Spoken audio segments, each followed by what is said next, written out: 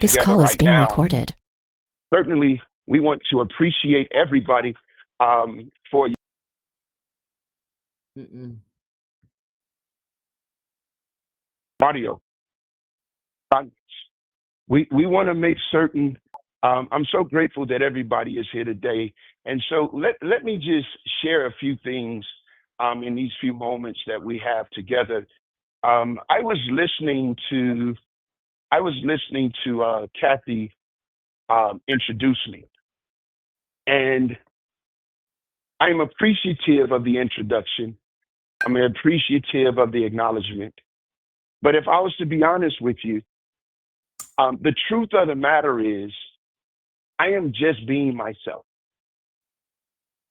And I think part of the challenges that happen in the lives of people is that they lose sight of themselves, either because of what's going on in their life, what's happened, what's going on in their life right now, what happened in their life in the past, or the life that they're seeking to live for the future may not be a true reflection of them. And what I've learned is that I am an acquired taste. And the reason why I'm an acquired taste is because nobody tastes like me. And because nobody tastes like me, then the presentation of who I am, which is my true person, could be problematic to somebody that don't understand me. Now, why am I saying this? I'm saying this because there are moves that I make in my life that is not based on anybody else, but is based on me. And then I have to decide if those that want to move with me move, and if those don't. It does not matter, but it will not change me. So I'm going to give you perspective on how this relates back to you. You have to ask yourself this question in your presentation of business. Are you your authentic self? Are you the self that in public that you live with in private? Is the presentation of yourself the self that you actually want to present? Or are you presenting the idea of what somebody else believes you should look like, you should be like, you should act like? Because the truth of the matter is, if you cannot find your own voice, if you cannot find your own face, if you cannot find your own identity, regardless of the community by which you are in, you will not succeed. And the reason you will not succeed is because you're robbing the world. You're robbing the community. You're robbing your influence of the authentic you, which means you may not present like Coach Dan present. You may not communicate like Melissa Boston communicate. You may not share like Bernadine Kirkland shares. You may not present like Minister Mooney presents. But that's okay. Because you may not be called to impact and influence the exact type of people that they're called to impact and influence. You have to find, here we go. I want y'all to write this word down, your social tribe. You got to find your social tribe.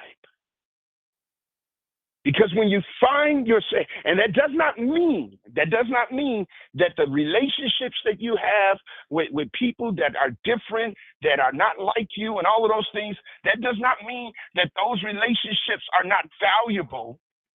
But what it means is when you find your social tribe, when you find your tribe within society where they can accept you fully for who you are. You accept them fully for who they are, and you share intimately and you share authentically, and you can be your transparent self. When you find that social tribe, then at that moment is where your influence is going to increase. It's at that moment where you're going to actually, watch this, it build a greater team. It's at that moment that you're going to actually get more sales. It's at that moment that you're going to begin to realize the freedom, not only freedom in finance, but freedom in your own humanity to be who it is that you believe you were created to be. But you got to find your social tribe. This is so important because sometimes in our journey of life, we try to connect with those, watch this, that are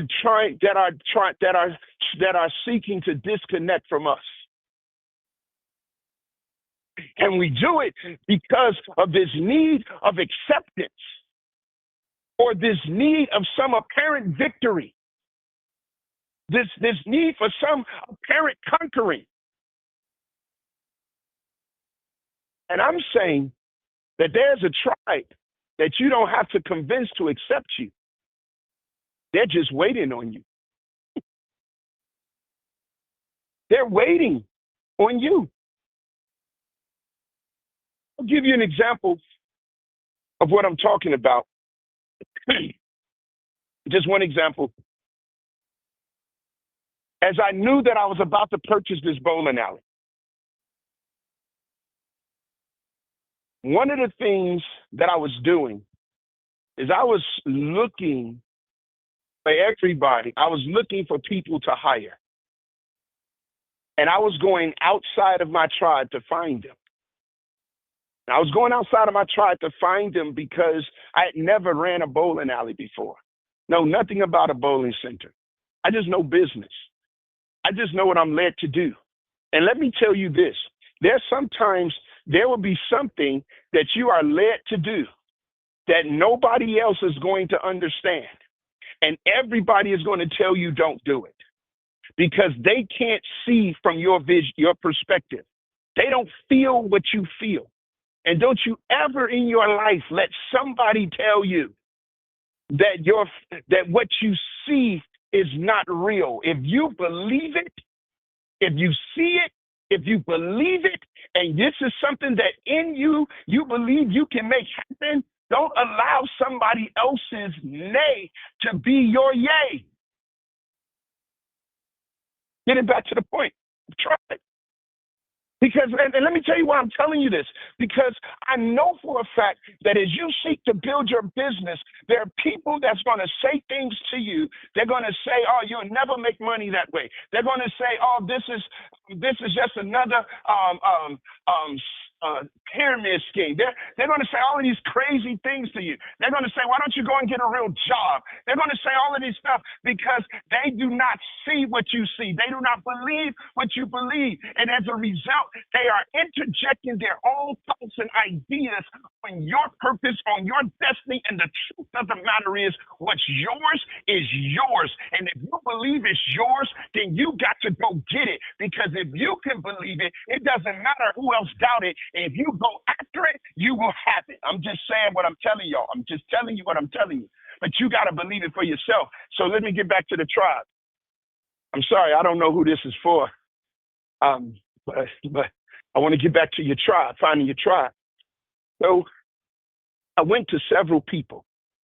And I went to be honest, I went to some people that were, and there's nothing wrong with this, I'm just putting in perspective. I don't have a lot of multiracial people directly linked into my immediate tribe. I have many relationships with multiple ethnicity groups, but my tribe looks like me. The ones that I may have about 2 or 3 outliers that I roll with as if we are twins from another race. But other than that, My tribe looks like me. But I was going outside of my tribe, looking for acceptance, making offers.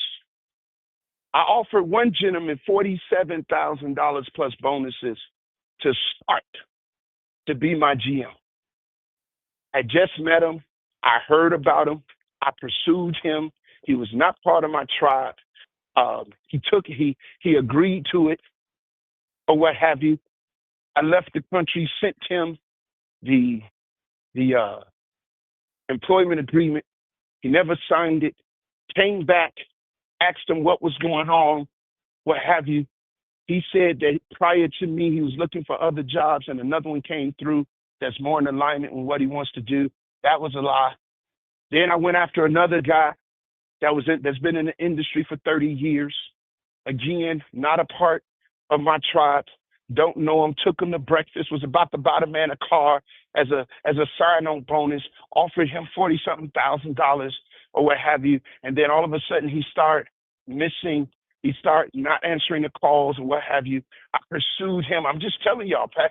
Coach Dan is being transparent with you. I pursued him. When I got to him, he said that when he submitted his resignation letter, his current employer made him a counter, and he accepted it. I said, why didn't you call me? He said, I couldn't look at you because I was embarrassed. I was ashamed because after everything you did for me, blah, blah, blah. I was functioning outside of my tribe. But when I began to be okay with my tribe, those that was in my tribe started coming to me. A young man that I mentored at 17, 18 throughout his adult life. I never knew, though, he was a bowler. Never knew that he worked in a bowling alley. And then all of a sudden, he said, I'll come. And he said, I want to see you win. He told me to pay him minimum wage. He just want to be with me. And I said, I'm not going to do that. I can't offer one man this and then pay somebody part of my tribe minimum wage. So my own integrity said, I got to pay you more.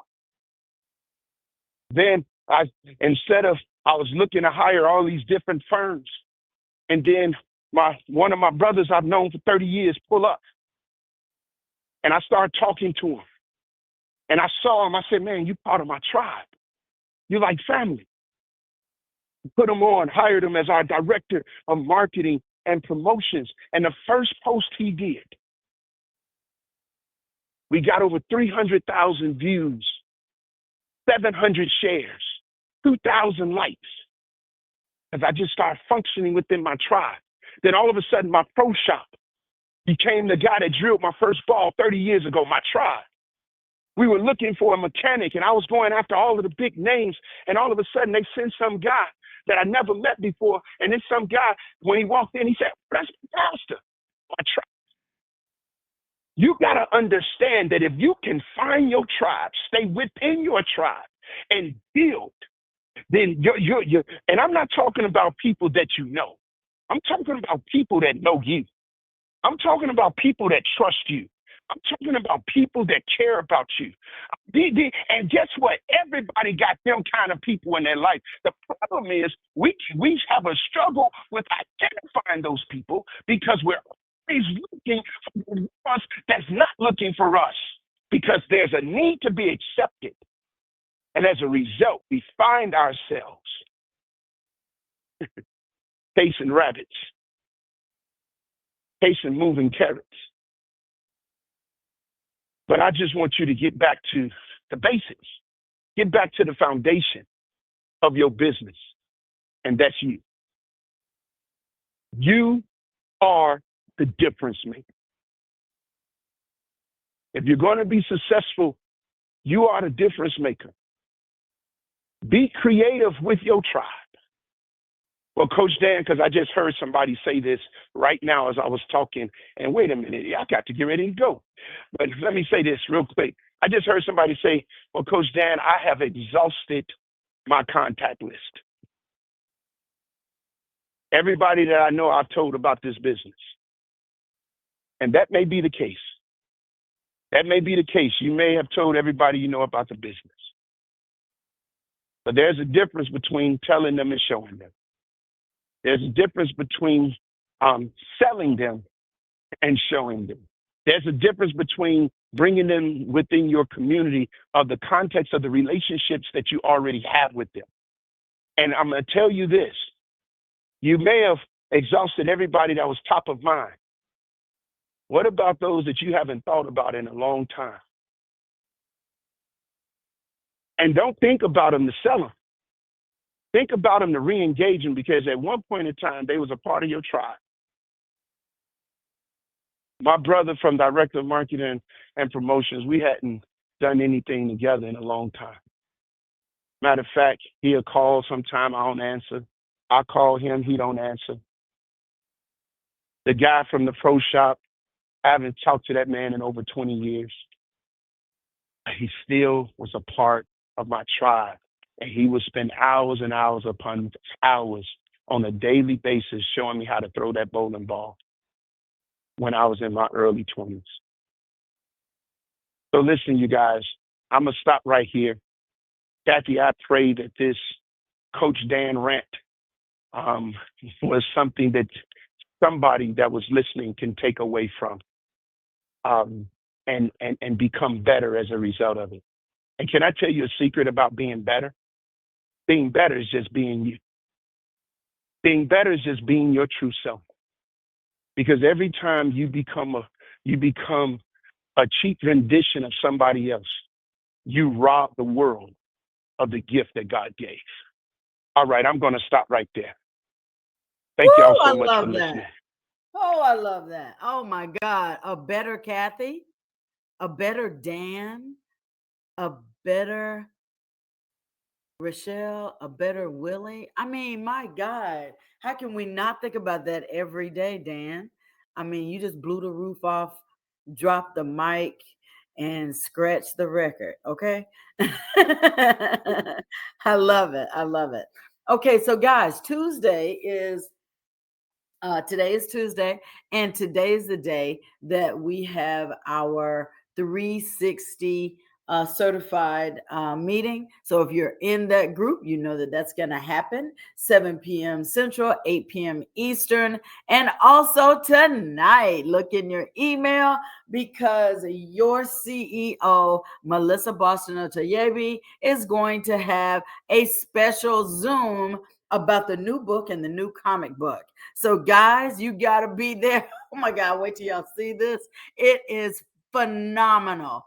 Been in the lab, and she has really churned out something that's exciting. Always, always, always creating tools and systems for you to take your business to the next level. Again, thank you, Coach Dan.